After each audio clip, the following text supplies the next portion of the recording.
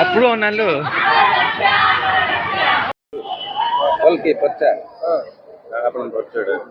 ମୁଁ ଡକ୍ଟର ଦେବାନନ୍ଦ ଦାସ ମୁଖ କର୍କଟ ରୋଗୀ।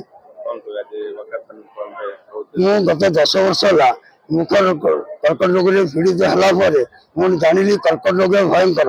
ସେହି ପରିପ୍ରେକ୍ଷୀରେ ଗତ 8 ବର୍ଷ ଧରି ମୁଁ ବିଶ୍ୱ କର୍କଟ ଦିବସ ପାଳନ କରୁଛି। ମୁଁ ବ୍ରହ୍ମପୁରର ବିଭିନ୍ନ ବିଦ୍ୟାଳୟ ମହାବିଦ୍ୟାଳୟର ଯୁବପିଢ଼ିଙ୍କୁ ନେଇ ଏହି ଏକ ପଦଯାତ୍ରା କରୁଛି, ଯାହାକି ସଚେତନ ଦ୍ୱାରା କର୍କଟ ମୁକ୍ତ ଭାରତ ସମ୍ଭବ ବୋଲି ଆଶା। କିନ୍ତୁ ବର୍ତ୍ତମାନ ସରକାରଙ୍କର ଯେଉଁ ନୀତି ଯୋଗୁଁ ଆଜି ଆମର ଯୁବ ସମାଜ ତମାଖୁ ଜାତୀୟ ଖାଦ୍ୟକୁ ଯେଉଁ ପ୍ରକାର ପଢ଼ୁଛନ୍ତି କର୍କଟ ହେବା ସୁନିଶ୍ଚିତ। ତେଣୁ ମୁଁ ମୋର ଲକ୍ଷ୍ୟ ଯେଉଁ ଅଛି କର୍କଟ ମୁକ୍ତ ଭାରତ ହେଲେ ସଚେତନ ହିଁ ଏକମାତ୍ର ବନ୍ଧା। ବିନା ସଚେତନରେ କେବେ ହେଲେ କର୍କଟ ମୁକ୍ତ ଭାରତ ସମ୍ଭବ ନାହିଁ। ତେଣୁ ପ୍ରତିବର୍ଷ ଏହି ଦିବସକୁ ଏକ ୱାକାଥନ ମାଧ୍ୟମରେ ବ୍ରହ୍ମପୁର ସହରର 1500 ଛାତ୍ରଛାତ୍ରୀ ଯୁବକ ଯୁବତୀ ଆଉ ଆବାଳ ବୃଦ୍ଧଙ୍କୁ ନେଇ ଏକ ୱାକାଥନ କରୁଛି, ସଚେତନ କରୁଛି, ଯେପରି ଭବିଷ୍ୟତରେ କର୍କଟ ମୁକ୍ତ ଭାରତ ହେଇପାରିବ। ନାଇଁ ନାଇଁ, ସରକାରର ପ୍ରଥମ ମୂଲ୍ୟ ସରକାର ଆମର 5 ଦିନ ବନ୍ଦ କରିଦେଲା, ନୂଆ ନୋଟିଫିକେସନ ଦେଲା, ତାହା ଏକ ଆମକୁ ଘୋର ଆଘାତ। ତେଣୁ ସରକାର ପ୍ରଥମେ ସଚେତନ ହୁଅନ୍ତୁ, ତାପରେ ଲୋକ ସଚେତନ ଆଶା ନେବେ।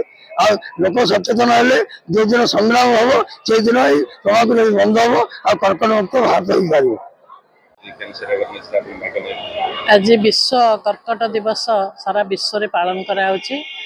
ବ୍ରହ୍ମପୁରରେ କ୍ରାନ୍ତି ଏବଂ ସମ୍ ହସ୍ପିଟାଲର ମିଳିତ ଆନୁକୂଲ୍ୟରେ ଆଜି ଯେଉଁ ୱାକାଥନ ଏଠି କରାଯାଉଛି, ମୁଁ ସେଥିରେ ସାମିଲ ହେଇ ବହୁତ ଖୁସି ଅନୁଭବ କରୁଛି। କାରଣ ଆମ ସମସ୍ତଙ୍କର ଦାୟିତ୍ୱ ରହିଛି କ୍ୟାନ୍ସର ବିଷୟରେ ଜନସାଧାରଣଙ୍କୁ ସଚେତନ କରିବା ଏବଂ କ୍ୟାନ୍ସରର ପ୍ରତିରୋଧ କେମିତି ଆମେ କରିପାରିବା ସେ ବିଷୟରେ ସମସ୍ତଙ୍କୁ ଜ୍ଞାନ ବାଣ୍ଟିବା।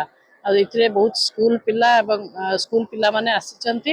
ଆଉ ଏଥିପାଇଁ ମୁଁ ସମସ୍ତଙ୍କୁ ଅଭିନନ୍ଦନ ଜଣାଉଛି ଯେ ସମ୍ ହସ୍ପିଟାଲର ଏଇଟା ଗୋଟେ ଖୁବ୍ ସୁନ୍ଦର ପଦକ୍ଷେପ ଏବଂ ଆମେ ବି ଶିକ୍ଷକ ହିସାବରେ ବା ବିଶ୍ୱବିଦ୍ୟାଳୟରେ ଏବଂ ବିଭିନ୍ନ ଶିକ୍ଷାନୁଷ୍ଠାନରେ ଏଇଭଳିଆ ଆୱାରନେସ୍ ପ୍ରୋଗ୍ରାମ କଲେ ଆମେ ପ୍ରକୃତରେ ୟାକୁ ପ୍ରତିରୋଧ କରିପାରିବା। ଅନୁରୋଧ କରିବି, ଆମ ଗହଣରେ କର୍କଟ ବିଶେଷଜ୍ଞ ମାନେ ଅଛନ୍ତି, ସେମାନେ କର୍କଟ ରୋଗ ବିଷୟରେ କିଛି ସଂକ୍ଷେପରେ ଆପଣଙ୍କୁ ଆଜିର ଦିବସ ଆଉ କର୍କଟ ରୋଗ ବିଷୟରେ କହିବେ। ମୁଁ ବର୍ତ୍ତମାନ ସମ୍ ହସ୍ପିଟାଲର ଅଙ୍କ ସର୍ଜରୀ ସାର୍ଙ୍କୁ ଅନୁରୋଧ କରିବି, ସେ କିଛି ଆଜିର ବକ୍ତବ୍ୟ ରଖିବେ।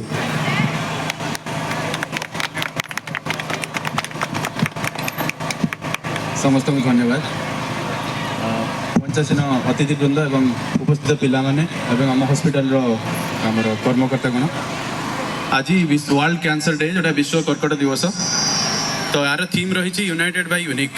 ତା ମାନେ କ'ଣ? ଏଇଟା ଗୋଟେ କଣ୍ଟ୍ରାଡିକ୍ଟୋରୀ ଷ୍ଟେଟମେଣ୍ଟ। ମାନେ ୟୁନାଇଟେଡ୍ ମାନେ ସମସ୍ତେ ମିଶିକି ରହିବା ଆଉ ୟୁନିକ୍ ମାନେ ସମସ୍ତେ ଭିନ୍ନ। ୟା ମାନେ ହେଉଛି ଗୋଟିଏ ରୋଗୀ